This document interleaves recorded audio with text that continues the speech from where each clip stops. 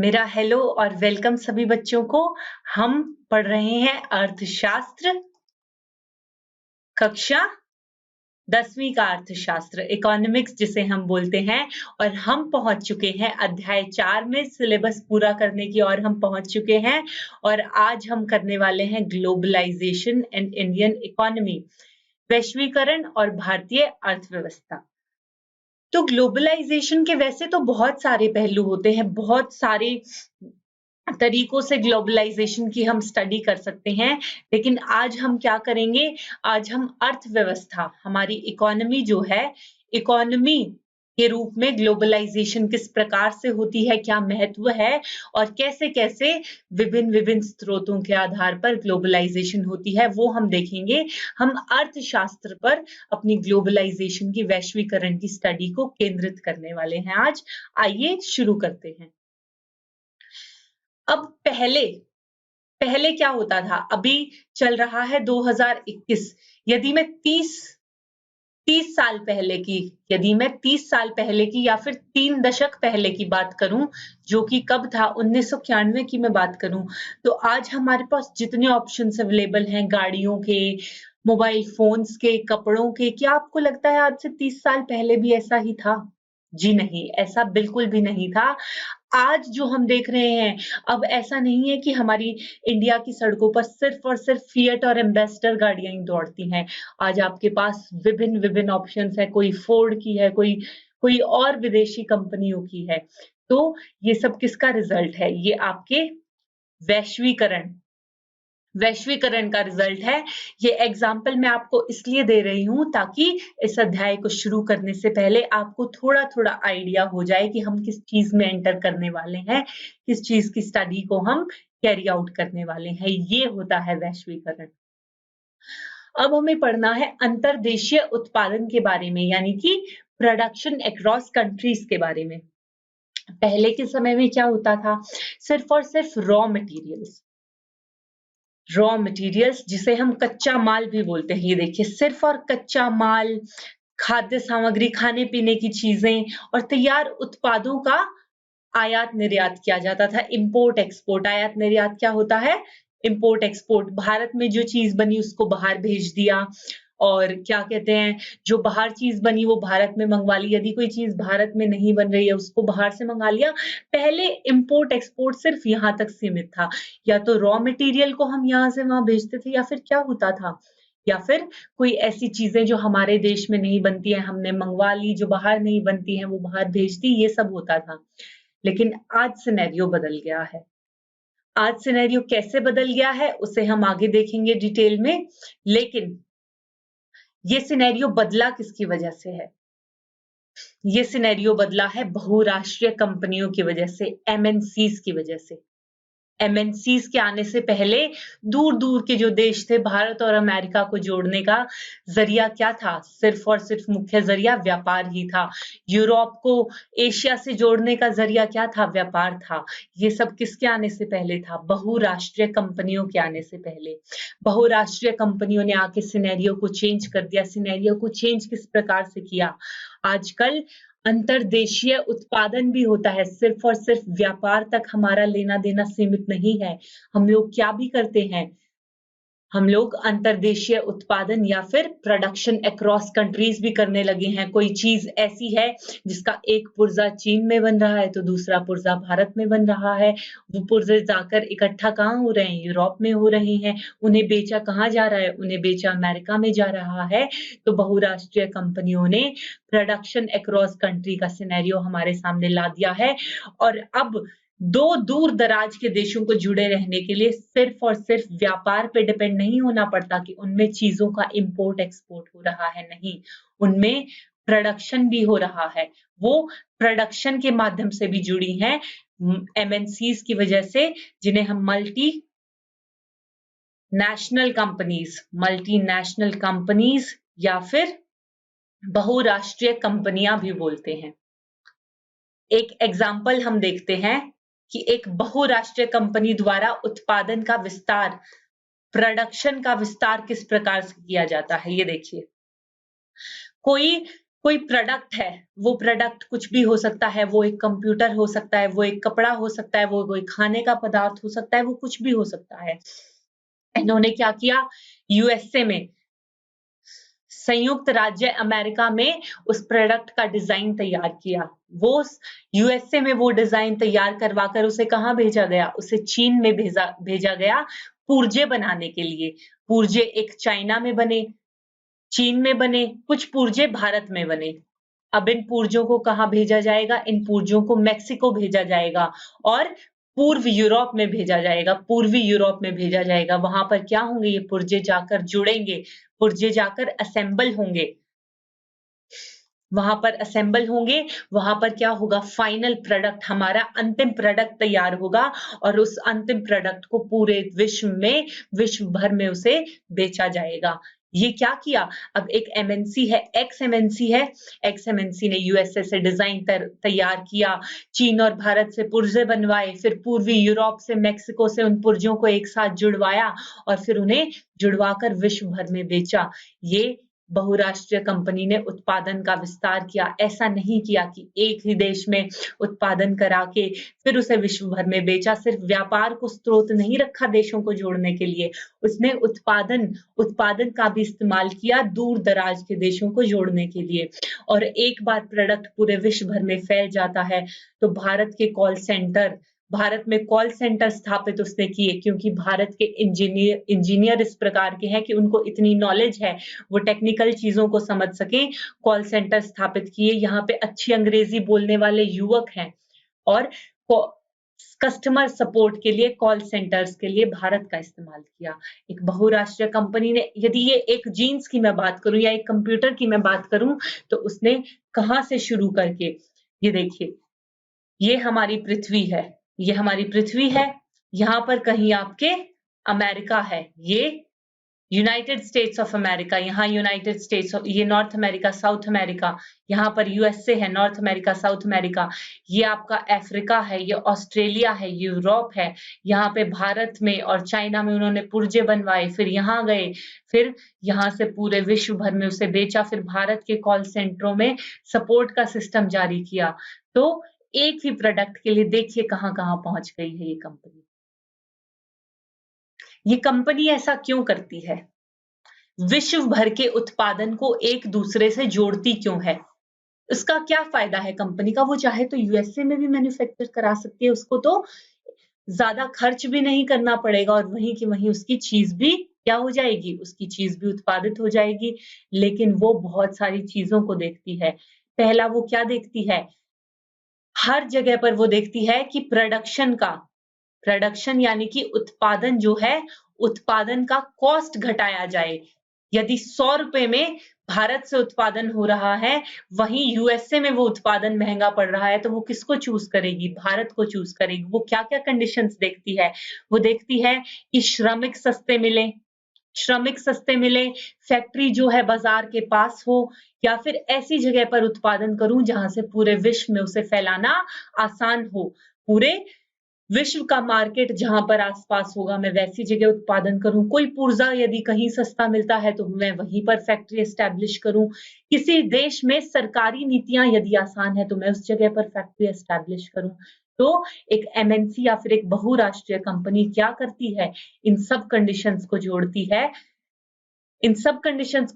है, देखती है और जहाँ पर उसे सबसे सस्ता उत्पादन उसे जहाँ पर मिलता है, अपने प्रोडक्ट को वो वहीं पर उस रूप में उत्पादित कराती है।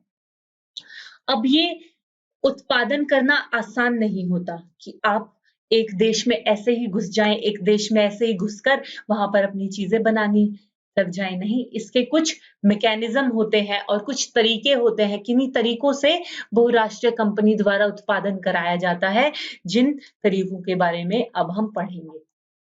ये देखिए, ये क्या कर सकती हैं, मान लीजिए कोई एमएनसी है, कारगिल फूड्स कारगिल फूड्स एक एमएनसी है यूएसए की।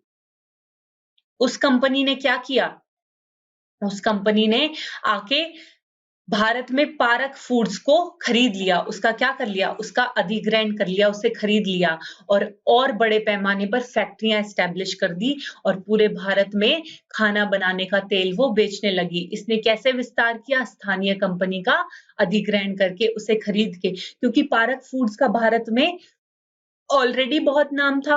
अब उस नाम को इस्तेमाल करके वो अपने और ज़्यादा पैसे कमा सकती है। उसी नाम के अंडर वो बेचती रही, पारक फूड्स उसका हो गया और पारक फूड्स को यूएसए से कंट्रोल करती रही और मुनाफ़ा कमाती रही। एक तरीका ये है।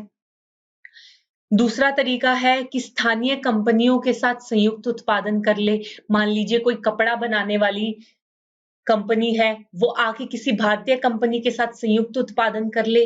अब जो भारत की कंपनी है, जो स्थानीय कंपनी है, वो क्यों चाहेगी कि मैं किसी बाहर की कंपनी के साथ अपना संयुक्त उत्पादन करूँ, जब मेरा यहाँ पर अच्छा खासा काम चल रहा है। पहली बात ये कि वो धनराशि ज़्यादा उपलब्ध कराएगी, ज़्यादा धनराशि उपलब्ध कराएगी, तो उत्पादन बड़े स्तर पर होगा।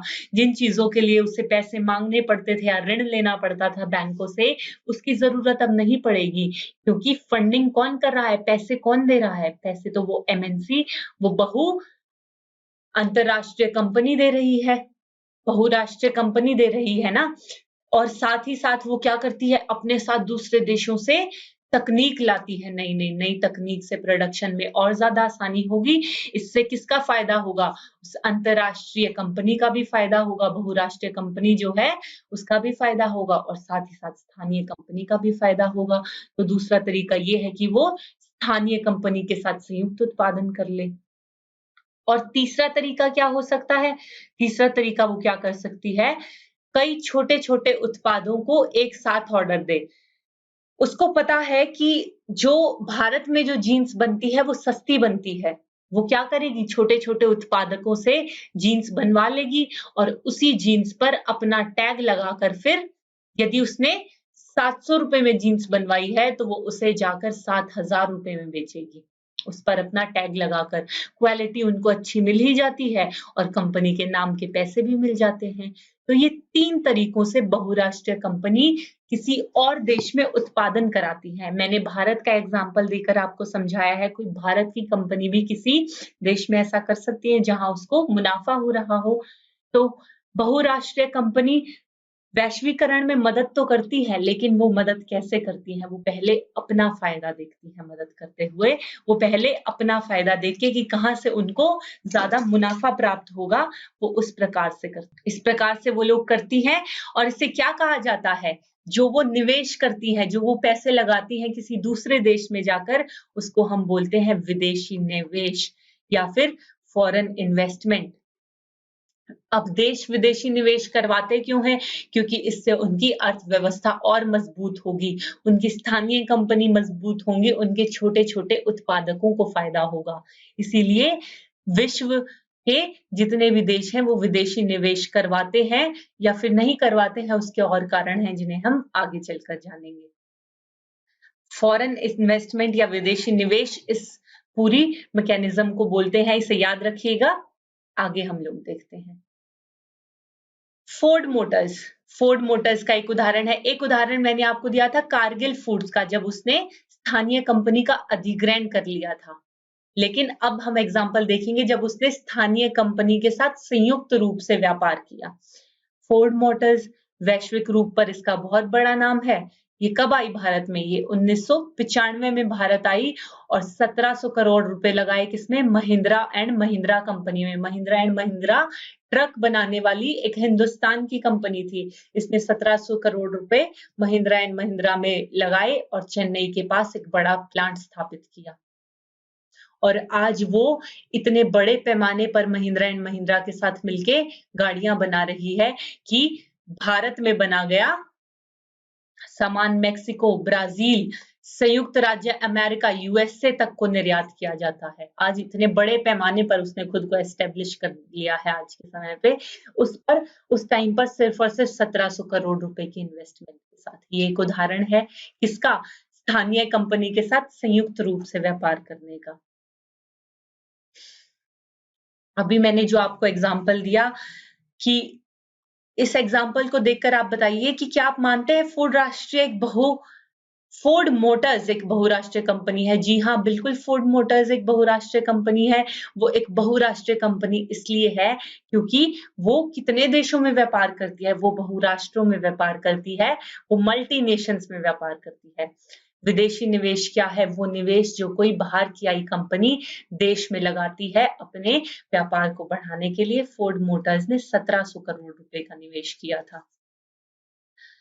कंपनी वैश्विक कारोबार के लिए कार के पुर्जों के विनिर्माण केंद्र के रूप में भारत का विकास क्यों करना चाहती है? क्योंकि भारत में प्रोडक्शन सस्ता है, भारत में उत्पादन सस्ता है, यहाँ से वो सस्ते में पुर्जों का विनिर्माण करके यहाँ पर विनिर्माण केंद्र बना के बाहर उसको महंगे में बेचकर ज्यादा मुनाफा कमा सकती है।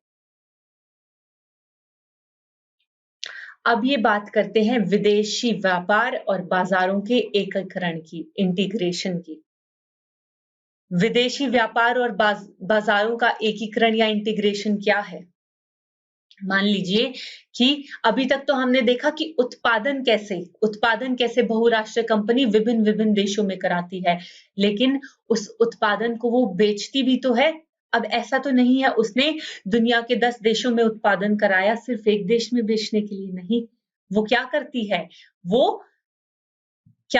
वो बेचती भी उसे मल्टी नेशंस में है, बहुत सारे देशों में उसे बेचती भी है। कैसे बेचती है? विदेशी व्यापार उत्पादकों के लिए घरेलू बाजार से परे पहुंचने के अवसर पैदा करता है। घरेलू बाजार, यदि भारत में कोई चीज बन रही है, एक टाटा मोटर्स हमारे पास जो है, टाटा मोटर्स ने भारत में गाड़ी बनाई, तो भारत में सिर्फ वो बेचेगी ऐसा नहीं है। वो क्या करेगी? वो विदेशी व्यापार करेगी, वो विदेशों में भी जाकर बेचेगी। विदेशों में जाकर बेचने से क्या होगा?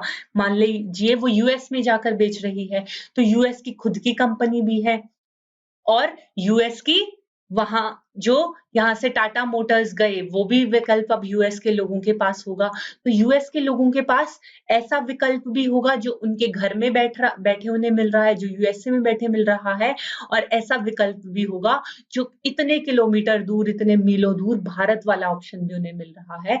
और भारत के व्यापारी सीधा कंपटीशन यूएस वालों से कर रहे हैं, बिना कुछ किए, बिना वहां पर जाए, सिर्फ अपनी गाड़ियों का ये आयात निर्यात करके। तो इससे क्या होता है? इससे बाजारों का एकीकरण होता है। उपभोक्ता जो है, कंज्यूमरों को क्या मिलता है? कंज्यूमर्स को बेहतर विकल्प मिलता है और कंपनियां फायदा कमाती हैं। दूर दूर देशों में बैठे व्यापार करने को क्या बोलते हैं? बाजारों का एकीकरण।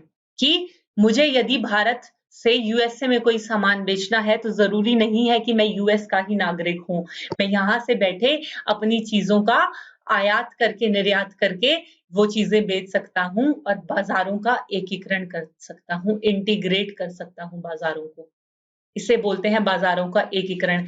एक एग्जांपल ये है कि जो मैंने प्रश्न प्रश्न नहीं, जो मैंने पाठ शुरू करने से पहले आपको बताया था कि पहले भारत की रोडों पर सिर्फ और सिर्फ एम्बेसडर दौड़ती थी या फिएट दौड़ती थी, सिर्फ राजदूत भारतीय सड़कों पर एकमात्र कार थी। लेकिन आज क्या है?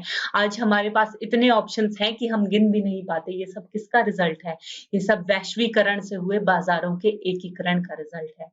तो आप लोग समझ गए होंगे बाजारों का एकीकरण क्या है। एक एग्जाम्पल हम कंसिडर कर सकते हैं भारत में चीनी खिलौने। भारत में चीनी खिलौने तो आपने देखे होंगे, आपने किसी का खिलौना देखा होगा, उसके नीचे भी देखा होगा made in China, made in China. ये इसके पीछे क्या कहानी है? इसके पीछे कहानी ये है कि जब चीनी लोगों ने देखा कि भारत में खिलौनों की इतनी डिमांड है और हम यहाँ पर सस्ते में बनाकर और भारत में महंगे में बेच सकते हैं, तो उन्होंने क्या करना शुरू किया? एक्सपोर्ट करना शुरू किया। उन्होंने निर्यात करना शुरू किया खिलौनों का चाइना से, और निर्यात होने लगा खिलौनों का भारत में। इससे क्या हुआ? इससे जो भारत के जो खिलौने बनाने वाले थे उनको प्रतिस्पर्धा, कंपटीशन फेस करना पड़ा। कंपटीशन फेस करना क्यों पड़ा? क्योंकि चीनी खिलौने भारत में उन्हें सस्ते मिल रहे थे और इतने विकल्प मिल रहे थे जिसकी कोई लिमिट नहीं थी। तो फिर उन्होंने क्या किया? उन्होंने भारतीय खिलौनों के ऊपर चीनी खिलौनों को चूज़ किया। प्रतिस्पर्धा में बिछड़ गए भारतीय खिलौने और चीनी खिलौने आगे बढ़ गए। तो इसी प्रकार से जैसे भारत में चीनी खिलौने आए और ऑप्शंस बढ़ गए हमारे उपभोक्ता के पास या कंज्यूमर के पास, उसी प्रकार से बाकी चीज़ों के साथ भी होता है। ये सब किसका रिज़ल्ट है? ये एकीकरण का रिज़ल्ट है। बाज़ारों के एकीकरण का, बाज़ारों के इंटीग्रेशन का, बाज़ारों के एकीकरण का ये रिज़ल्ट है। समझ रहे हैं आप लोग? तो बहुत सारे कंज्यूमर्स के पास बहुत सारे विकल्प आ जाते हैं, बहुत सारे ऑप्शंस आ जाते हैं और उन्हीं ऑप्शंस को अवेल करके जो कंपनियां हैं, जो एमएनसीज हैं, वो क्या करती हैं? वो फायदा कमाती हैं। अब सवाल है कि अतीत में देशों को जोड़ने वाला मुख्य माध्यम क्या था? मुख्य माध्यम क्या था? अतीत में देशों को जोड़ने वाला व्यापार था। लेकिन अब व्यापार के साथ-साथ चीज़ों का उत्पादन भी हो गया है। व्यापार तो होता ही है, लेकिन विभिन्न-विभिन्न देशों में चीज़ों का उत्पादन भी होना शुरू हो गया है। विदेशी व्यापार और विदेशी निवेश में अंतर क्या है? विदेशी निवेश वो होता है जब आप बाहर की कंपनी हमारे देश में पैसा लगाती है, हमारे देश में उत्पादन कराती है, पैसा लगाकर हमारी अर्थव्यवस्था को बढ़ाती है। और विदेश व्यापार वो होता है जिसमें महज़ रॉ मटेरियल्स का या चीज़ों का या प्रोडक्ट्स का आयात-निर्यात होता है। ये अंतर है विदेशी निवेश में और विदेशी व्यापार में। अभी बोल रहे हैं कि हाल के वर्षों में चीन भारत से इस्पात आयात कर रहा है। चीन क्या मंगा रहा है? इस्पात। तो चीन द्वारा इस्पात का आयात चीन की इस्पात कंपनियों को कैसे प्रभावित करेगा? चीन ने जो इस्पात मंगाया भारत से, उसका चीन की कंपनियों पर क्या फ़र्क पड़ेगा? यदि भारत का इस्पात बेहतर है, तो उनको प्रतिस्पर्धा फ़ेस करनी पड़ेगी। वहाँ के उपभोक्ताओं के पास ऑप्शंस आ गए, या तो वो भारत वाला लें या चीन वाला लें। अब प्राइस दोनों के लगभग सेम हो जाते हैं, तो चीनी लोग कौन-सा लेंगे? चीनी लोग वो लेंगे जिससे उनको फ़ायदा है, जो अच्छा है, जिसकी क्वालिटी अच्छी है। तो चीन की कंपनियों को प्रतिस्पर्धा फेस करनी पड़ती है और हो सकता है उस प्रतिस्पर्धा में वो लोग बिछड़ भी जाएँ। चीन के बाज़ारों में भारत के इस्पात का आयात किस प्रकार दोनों देशों के इस्पात के बाज़ार में एकीकरण करेगा? एकीकरण क्या होता है? अब भारत से दूर बैठे जो भारत के इस्पात बनाने वाले व्यापारी हैं, वो चाइना में भी बेच पा रहे हैं। भारत का बाज़ार और चाइना का बाज़ार इंटीग्रेट हो गए हैं, आपस में उनका एकीकरण हो गया है।